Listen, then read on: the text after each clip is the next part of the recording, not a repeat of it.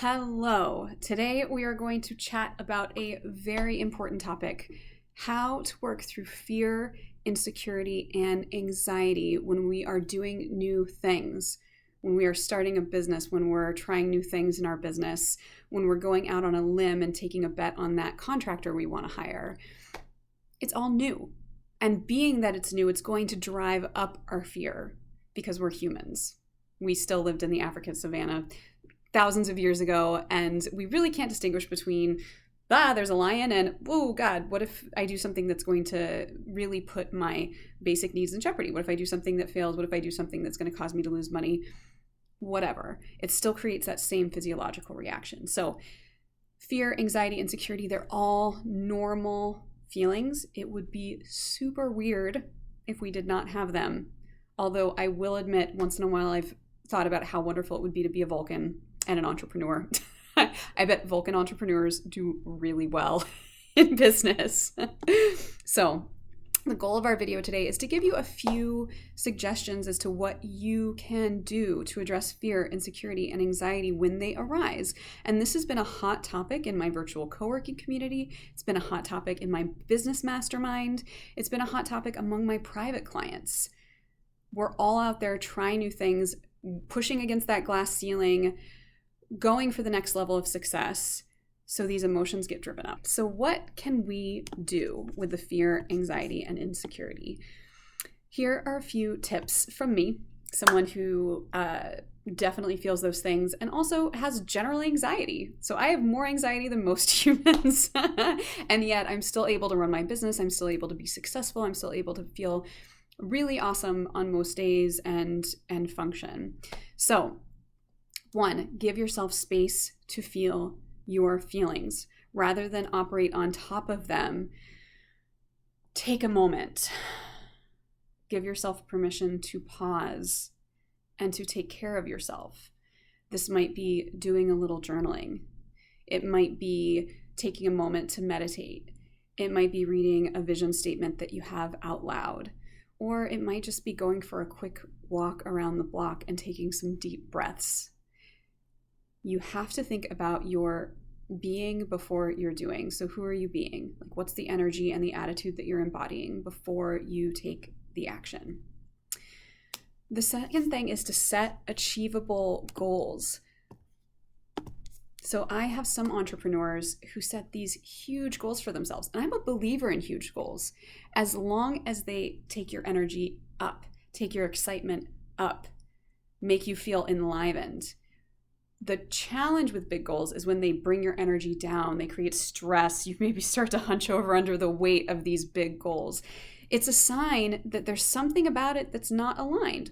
Or maybe that you're still building the confidence and you need a few interim goals that will take you to that larger picture that you're working to realize. So on days when you're not feeling great, these can be small goals or they can be big goals. So on a day when you're not feeling great, choose 1 or 2 tasks that you know you can complete and then celebrate the fuck out of them. Make sure you really savor that you have done these tasks, knocked them out, you're on your way. If you can keep moving and positively reinforce that progress rather than beat yourself up for not having peak productivity, you're much, much better off. Pardon me.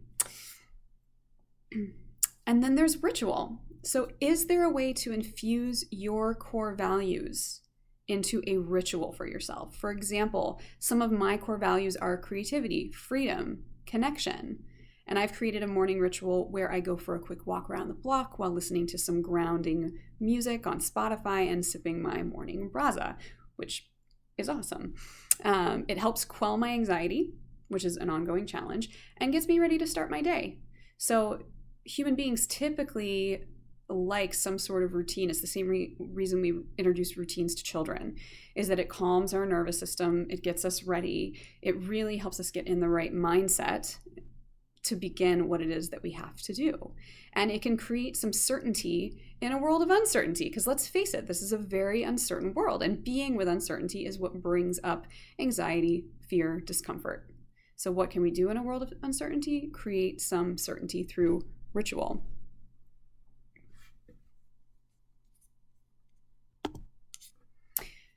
The next piece is to make sure that you feel aligned with what you're offering in your business. Do you believe in all your services and products? And if not, selling them is probably going to increase your fear and discomfort. If you really believe that what you're offering to the world is important, it's needed, it's useful, then you're going to have an easier time selling it, talking about it, distributing it. Next, a calendar inventory. So many people think that busy is better, and busy is not better. If you take one thing away from this video, let it be that. Busy is not better. Consistency is better. And a lot of people don't really need all the meetings that they have on their calendar, or they could even cut those meetings in half if they were to really prepare for them. Take a look at whether anything on your calendar is something that you have out of habit versus out of something that you really need. Is it something you do just because you do it, or is it something you do because it is critical and it moves you forward? It's the 80-20 rule. So 80% of our profits come from 20% of what we do. Focus on your calendar and see what the 20% is that's making the biggest difference for you. Community. So many different studies have shown that being in community can lengthen our life, it can make us more healthy, and it can also decrease fear and anxiety. So even if it doesn't seem practical to have community, right now we're in the middle of a pandemic, find ways to create it, whether it's getting on Zoom once a week with your family and reading short stories to one another, or whether it's meeting a friend and staying 8 feet apart in a park.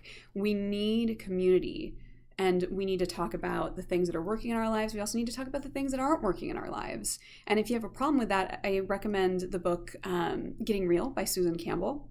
And by problem, I mean if that is a growth edge for you. I recommend Getting Real by Susan Campbell. And, bonfires. There's so many different ways that you can get together with members of your community. But the more that we will let ourselves be supported, be seen, be connected, the more that we can assuage those fears and anxieties.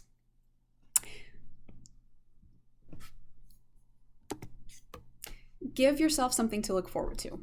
So even if you can't travel or visit friends or family, even if you're starting your business and you don't have the money to, fly off to Hawaii and see your good friend who's living or studying there, you can still do some really fun things for yourself. Scratch that, Alex, this last point. I think I'm gonna...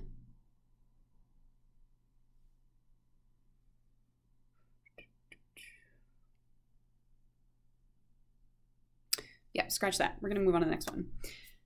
Take a wonder walk. Head outside and practice taking in everything around you with wide-eyed wonder. I've heard people say that anxiety comes from living in the future and depression comes from living in the past. When we can really enjoy the moment with wonder, it can bring us so much peace and presence. One of the ways you can do this is pretend you are a baby. I am not kidding. Go outside and just imagine that you're seeing things for the first time. Touch things. Like, when was the last time you really stopped and not just smelled the roses, but touched the leaves and smelled the bark of a tree? Yes, you may look crazy, but does it work? It sure does. You may notice from my video that looking crazy is not actually a concern of mine. So I highly recommend allowing yourself to be a little crazy in service of having the experience of life that you want. Work out. So one of my best friends, David Wood, talks about exercise snacks, and the New York Times just featured it in an article this year. And that is, if you are really busy, you still have time to do 20 squats in between those two calls. You can still be on a call and be lifting a 10-pound weight, if you're not meeting with a client and it's just like a catch-up or whatever. You can insert these little exercise snacks that can boost your morale, they can get the endorphins going and have you feel so good. Turn off your technology. Yes, even those of you who are running tech businesses, especially those of you who are running tech businesses. Give yourself permission not to look at your phone or your computer until a certain time in the morning. In the evening, do the same. Another one of my close friends, Peter Benjamin, has 2 phones. One is his bedtime phone that only has music and an alarm clock, and the other one is his regular phone, and he leaves it outside of his room. How brilliant is that? So you too can set boundaries around your screen time, because not only does the blue light keep us awake, but also people sending us messages at night can raise our anxiety. And also just saying to yourself, I'm worth being disconnected. I'm worth being just with myself or my family or my friends.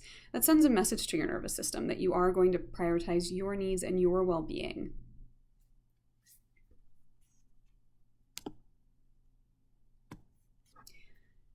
These are just a few tips for you when it comes to managing anxiety, fear, and all those other crazy emotions that can come up as we're building a business. So if you have a way to do it, a favorite way, please drop it in the messages below. Please like and subscribe if you want to get more videos about entrepreneurship, building a business. And thank you so much for being here.